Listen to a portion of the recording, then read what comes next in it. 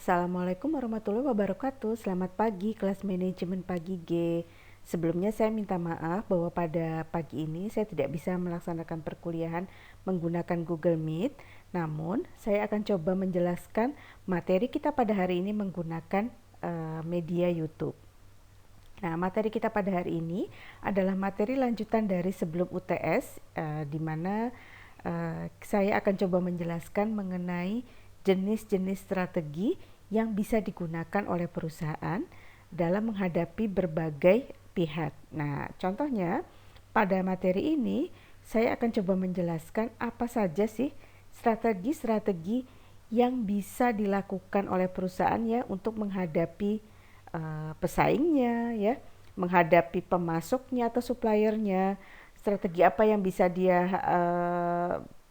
dia rencanakan ya, atau dia jalankan ya untuk menghadapi distributor, untuk menghadapi pelanggan, serta untuk menghadapi situasi dan kondisi di mana perusahaan sudah mengalami kerugian. Nah, di sini ada beberapa strateginya. Nanti kita akan coba bahas satu persatu. Lalu kemudian kita coba diskusikan di WA group ya. Teman-teman, nanti saya akan melempar beberapa pertanyaan. Nah, nanti bagi teman-teman yang bisa menjawab, saya akan memberikan poin keaktifan ya. Oke, kita mulai saja ya untuk materi pada hari ini.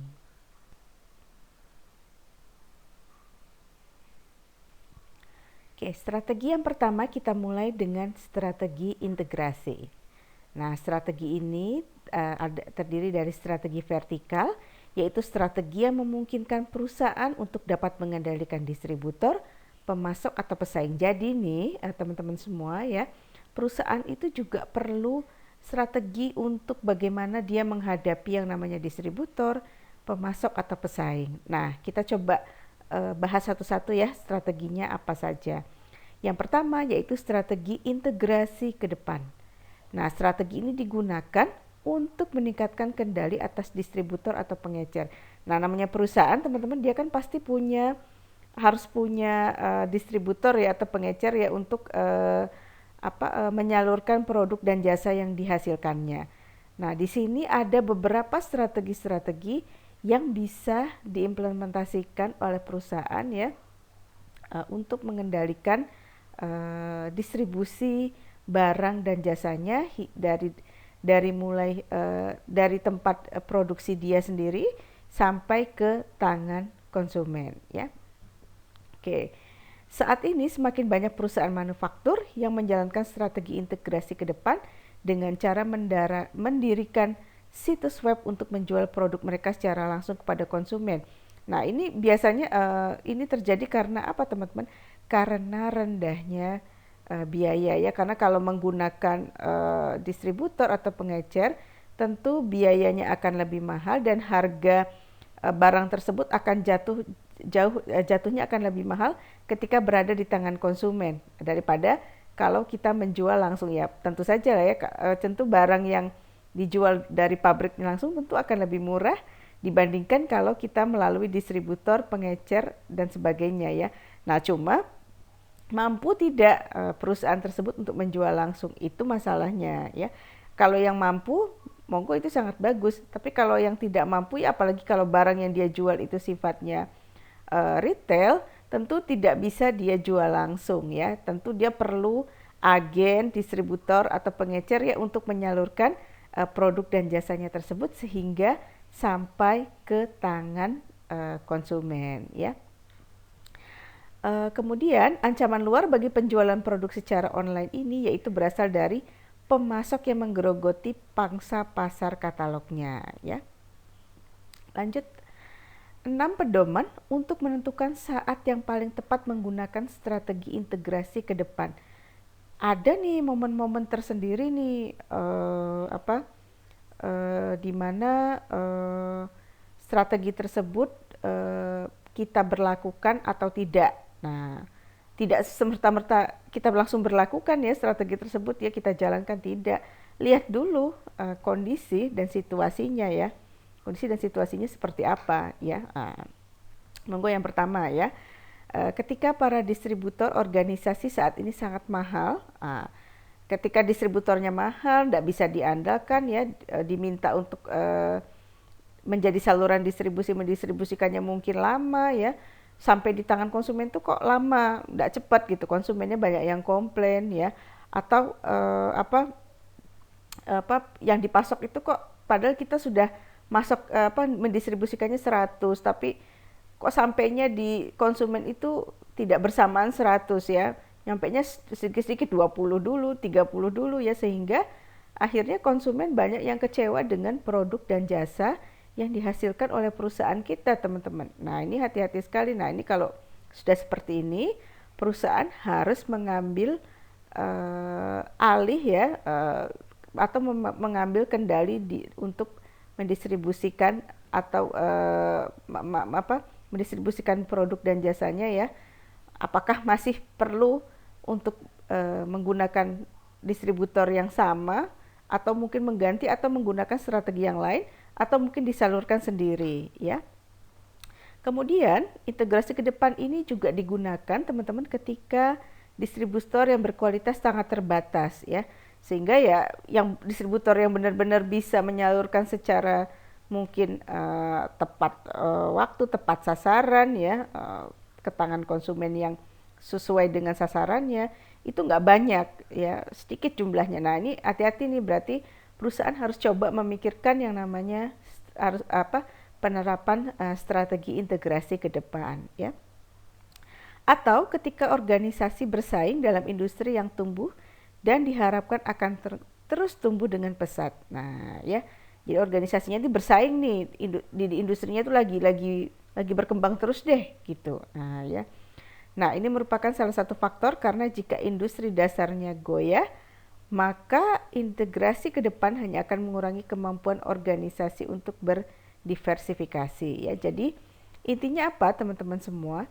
Di sini strategi integrasi ke depan ini dipilih itu ketika memang distributor atau pengecer dari perusahaan tersebut itu sudah tidak bisa atau tidak memiliki kemampuan yang mumpuni atau kemampuan yang kita harapkan ya untuk mendistribusikan barang dan jasa ke tangan konsumen ya.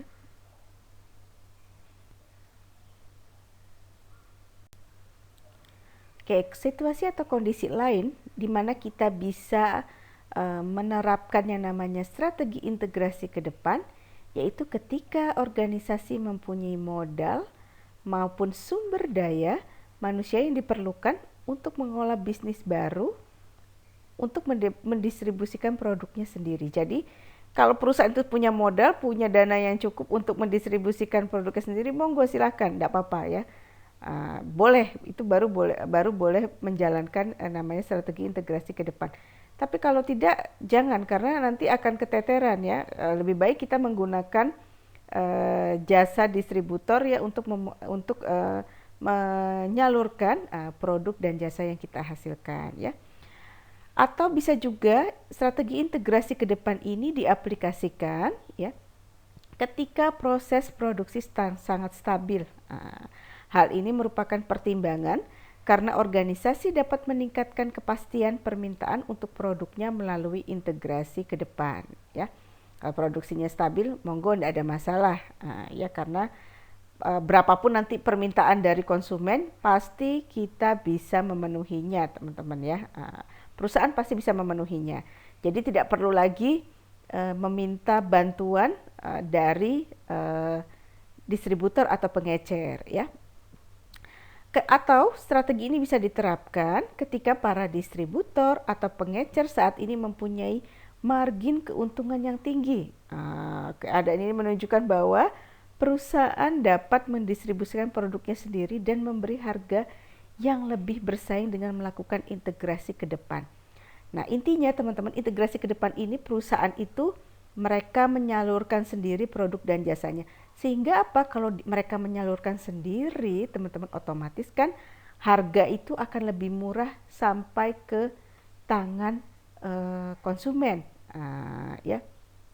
Nah, karena itu karena harga lebih murah tentu akan lebih bersaing dibandingkan dengan produk-produk dari kompetitor. Nah, ini akan menambah atau meningkatkan yang namanya penjualan ya. Jadi teman-teman semua, saya ingatkan di sinilah beberapa kondisi yang bisa memungkinkan suatu perusahaan untuk melakukan yang namanya penerapan integrasi ke depan, yaitu strategi untuk menyalurkan produk dan jasanya sendiri. Oke, strategi yang berikutnya ialah strategi integrasi ke belakang, ya, bertentangan atau berlawanan dengan strategi integrasi ke depan. Strategi integrasi ke belakang ini adalah strategi yang digunakan ya untuk menghadapi pemasok atau supplier, teman-teman. Kalau tadi distributor atau pengecer, nah kalau ini strategi yang digunakan untuk menghadapi supplier kita atau perusahaan pemasok ya. Kapan strategi ini digunakan? Strategi ini bisa digunakan ketika supplier atau pemasok kita sudah tidak dapat lagi diandalkan ya. Bisa jadi produk atau jasa yang dipasoknya itu terlalu mahal, atau produk atau jasanya atau pemasok kita ini tidak bisa memenuhi permintaan yang kita ajukan ya. Nah, oke, ada 7 hal yang dijadikan pedoman untuk melakukan strategi integrasi ke belakang ya. Yang pertama, ketika pemasok saat ini sangat mahal, jumlah pemasoknya itu kecil ya, sedangkan jumlah pesaing itu besar ya. Ketika organisasi bersaing dalam industri yang tumbuh cepat, sementara kalau pemasoknya itu nggak bisa memenuhi, tentu akan sangat sulit ya untuk dia nanti menghasilkan produk dan jasa untuk bersaing dan sebagainya ya. Kemudian ketika organisasi mempunyai modal dan sumber daya manusia yang diperlukan untuk mengelola bisnis baru, memasok bahan bakunya sendiri. Jadi bisa saja teman-teman, banyak sih kalau saya lihat ya sekarang perusahaan-perusahaan yang merasa mereka pemasoknya atau suppliernya itu sudah tidak bisa memenuhi kebutuhan pasokan mereka. Nah, mereka mencoba untuk memproduksi sendiri ya. Tujuannya apa? Untuk memproduksi produk dan jasa untuk dipasok untuk mendukung industri mereka sendiri. Jadi mereka tidak perlu lagi beli bahan baku dari pihak lain, tapi mereka pasok sendiri. Nah, gunanya apa ya? Pertama tadi untuk mempercepat ya, untuk memudahkan ya, untuk mengurangi biaya, atau kalau dikelola sendiri kemungkinan bisa jadi lebih murah. Ya karena itu kalau memang perusahaan itu punya sumber daya dan sumber dana yang mencukupi, memasok produk atau bahan bakunya sendiri itu, memasok bahan baku sendiri itu relatif akan lebih baik ya dibandingkan mengandalkan supplier yang mungkin terlalu mahal atau tidak bisa memenuhi permintaan perusahaan tersebut ya. Assalamualaikum warahmatullahi wabarakatuh. Selamat pagi kelas manajemen pagi G. Sebelumnya saya minta maaf bahwa pada pagi ini saya tidak bisa melaksanakan perkuliahan menggunakan Google Meet. Namun saya akan coba menjelaskan materi kita pada hari ini menggunakan media YouTube. Nah, materi kita pada hari ini adalah materi lanjutan dari sebelum UTS, di mana saya akan coba menjelaskan mengenai jenis-jenis strategi yang bisa digunakan oleh perusahaan dalam menghadapi berbagai pihak. Nah, contohnya pada materi ini saya akan coba menjelaskan apa saja sih strategi-strategi yang bisa dilakukan oleh perusahaan ya untuk menghadapi pesaingnya ya, menghadapi pemasoknya atau suppliernya. Strategi apa yang bisa dia rencanakan ya, atau dia jalankan ya untuk menghadapi distributor, untuk menghadapi pelanggan, serta untuk menghadapi situasi dan kondisi di mana perusahaan sudah mengalami kerugian. Nah, di sini ada beberapa strateginya. Nanti kita akan coba bahas satu persatu lalu kemudian kita coba diskusikan di WA group ya. Teman-teman, nanti saya akan melempar beberapa pertanyaan. Nah, nanti bagi teman-teman yang bisa menjawab, saya akan memberikan poin keaktifan ya. Oke, kita mulai saja ya untuk materi pada hari ini.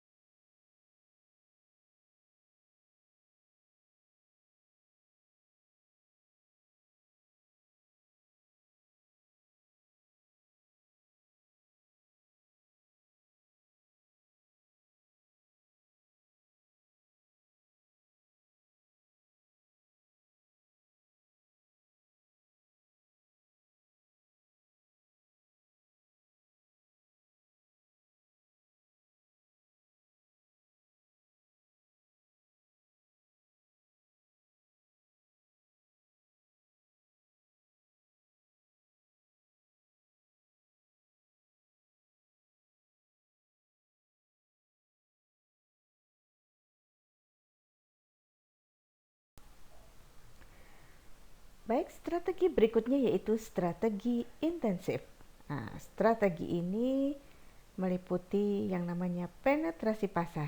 Nah, di sini strategi yang digunakan di intensif ini adalah strategi untuk memasarkan produk dan jasa, teman-teman ya. Bagaimana kira-kira produk dan jasa yang sudah kita pasarkan ini meningkat ya penjualannya ya. Dengan menggunakan usaha pemasaran atau pemasaran produk yang cukup gencar ya. Oke, 5 hal yang dijadikan landasan kapan sih sebaiknya penetrasi pasar ini dilaksanakan. Yang pertama, ketika pasar saat ini sedang jenuh dengan produk atau jasa tertentu. Nah, ya. Lalu ketika angka penggunaan oleh para pelanggan saat ini dapat ditingkatkan secara signifikan ya. Jadi kok masih penggunaannya tuh masih kayaknya kurang banyak, kurang maksimal, harusnya bisa lebih lagi nih. Konsumen harusnya bisa lebih banyak lagi nih menggunakan atau mengkonsumsi produk dan jasa yang kita buat gitu, yang kita keluarkan, yang kita hasilkan ya, seperti itu. Kemudian bisa juga strategi ini kita lakukan ketika pesaing kita saat itu kondisinya sedang tidak bagus ya, sedang merosot. Pesaing kita posisinya lagi kurang bagus ya, sementara total penjualan industri sedang meningkat ya. Kemudian bisa juga kita aplikasikan ketika naiknya skala ekonomi menjadi keunggulan kompetitif yang cukup besar ya. Jadi teman-teman di sini kita bisa lihat dulu dari situasinya ya. Kalau situasi ini memang sesuai dengan 5 poin ini, baru strategi penetrasi pasar ini bisa kita lakukan ya. Jadi strategi ini apa sih intinya? Intinya strategi ini untuk memenangkan persaingan di pasar, teman-teman ya, melalui usaha pemasaran yang gencar.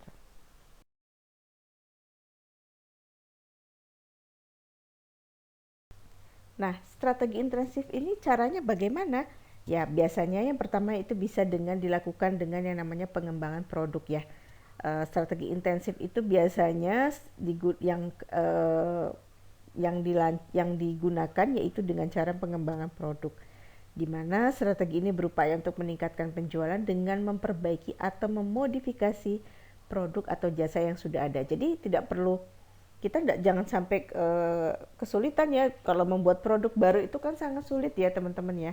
Nah, saran saya, daripada kita sudah membuat satu produk baru nanti tidak jelas juga hasilnya seperti apa, lalu tidak jelas juga siapa yang akan membeli, apakah akan diterima oleh pasar atau tidak, sebaiknya kita cukup dengan mengembangkan produk saja.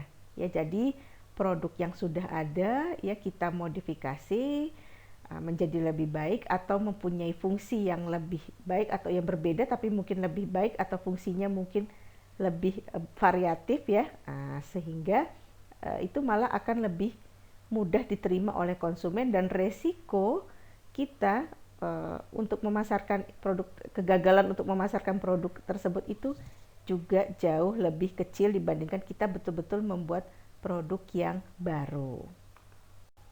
Oke, selain strategi intensif, strategi untuk pengembangan produk, strategi untuk memasarkan produk dan jasa, ya, itu bisa dilakukan dengan yang namanya strategi diversifikasi. Yang pertama yaitu strategi diversifikasi konsentris, yaitu dengan cara menambah produk atau jasa baru, namun masih terkait atau berhubungan. Contohnya apa? Jadi umpamanya satu produk A ya, kita buat satu produk lagi nih, tapi yang masih ada hubungannya. Jangan sampai yang jauh banget gitu berbeda. Ya umpamanya kita bikin produk sabun cuci pakaian ya. Bisa nih kita buat satu produk lagi umpamanya pengharumnya, ya pengharum pakaian. Jadi kan masih related ya, masih berhubungannya. Nah, jadi orang nanti kalau mau beli produk kita itu mereka bisa beli, mereka bisa mengkonsumsi tidak hanya satu tapi juga dua sekaligus ya. Misalnya juga produk umpamanya shampoo, tidak hanya shampoo saja, mungkin kita produksi juga conditionernya. Nah itu memberikan variasi produk dan memberikan alternatif juga kepada konsumen kita ya. Mereka juga akan merasa oh produk ini ternyata tidak hanya satu nih, produk ini bisa saling melengkapi nih. Dengan melengkapi itu kita tanamkan mindset bahwa dengan kelengkapan produk tersebut ya yang saling melengkapi itu, hasil yang didapatkan atau manfaat yang didapatkan oleh konsumen juga akan lebih banyak ya. Lanjut, bisa juga dengan yang namanya diversifikasi horizontal ya. Menambah produk atau jasa baru yang tidak terkait ya untuk pelanggan yang sudah ada. Pelanggannya sama nih, umpamanya kita memproduksi krim kita sudah memproduksi sabun cuci muka ya, sabun cuci muka untuk untuk kulit yang remaja umpamanya ya, untuk anak-anak remaja. Nah, kita bisa nih, kita umpamanya sasaran kita tetap nih anak-anak remaja ini juga ya. Tapi kita apa nih produk yang bisa kita buat ya, walaupun ya produknya itu nggak terlalu saling berkait sih, umpamanya oke deh kita umpamanya bikin satu produk kecantikan lagi, mungkin buat lipstick ya. Itu bisa kan, nggak terlalu berkait sih dengan cuci muka ya, tapi sasarannya sama remaja juga. Ya seperti itu. Atau umpamanya kita produksi yang namanya untuk remaja apa ya, umpamanya kosmetiknya seperti umpamanya bedak bisa juga ya. Itu kan agak jauh tuh dengan sabun cuci muka ya. Tapi sasarannya itu tetap sama teman-teman ya. Tidak berhubungan, tidak berhubungan secara erat ya. Lalu menambah produk atau jasa baru yang tidak terkait atau tidak saling berhubungan. Nah ini bisa juga kita menambahkan satu produk produk atau jasa ya yang memang tidak sama sekali nggak berhubungan ya. Bisa juga ya. Pokoknya saya kemarin produksi alat kesehatan, besok saya produksinya yang beda deh, umpamanya makanan ya. Nah itu bisa saja ya. Itu namanya diversifikasi konglomerat teman-teman. Jadi kalau yang namanya konglomerat itu biasanya mereka punya aneka industri ya, punya aneka industri. Jadi umpamanya kayak perusahaan otomotif, mungkin tidak hanya perusahaan otomotif yang dia punya ya, dia punya bank juga kan, biasanya mengarah ke sana tuh ya. ada punya asuransi habis itu ya. Nah, itu bisa juga dikatakan yang namanya konglomerat. Konglomerat itu berarti dia punya lini usaha yang banyak ya, tapi tidak saling berhubungan. Ya, usahanya banyak tidak saling berhubungan ya. Baik, ini yang terakhir yaitu kita akan membahas sedikit yang namanya strategi defensif, teman-teman. Strategi defensif ini umumnya digunakan ya bagi perusahaan-perusahaan yang sudah kondisinya tidak baik ya atau kurang baik atau dalam kondisi yang agak kritis ya, di mana perusahaan tersebut dalam kondisi yang sudah tidak menguntungkan ya, mungkin juga penjualannya sedang turun ya, atau juga mungkin punya hutangnya banyak, istilahnya perusahaan ini kemungkinan tidak bisa berjalan lagi ya, tidak bisa berjalan secara normal atau mungkin sudah berjalan pun sudah terseok-seok ya, mungkin punya banyak kesulitan likuiditas dan sebagainya. Nah, kira-kira apa sih yang bisa dilakukan ya oleh perusahaan ya kalau mereka sedang menghadapi yang namanya kondisi yang sangat sulit untuk perusahaan mereka ya, kondisi yang kritis lah istilahnya seperti itu. Ada beberapa strategi teman-teman. Bisa yang pertama, ini mungkin saya yakin teman-teman juga beberapa mungkin sudah mengetahui strategi-strategi ini ya. Yang pertama, rasionalisasi biaya ya.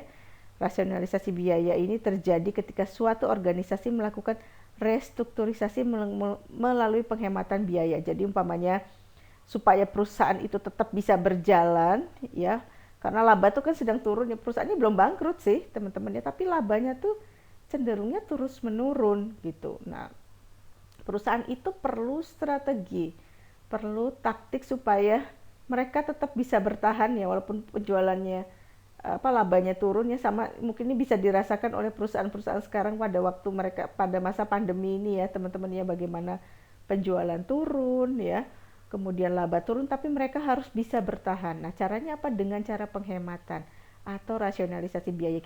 Kita lihat ya di masa pandemi kemarin ini ya, 1 tahun terakhir ini, terutama tahun kemarin lah yang cukup parah ya, sampai pertengahan tahun ini itu banyak yang perusahaan yang mengurangi jumlah karyawan, yaitu semua rasionalisasi biaya teman-teman untuk hemat karyawan ya, atau jam kerja dikurangi di perusahaan tersebut ya, karena ya produksinya juga berkurang.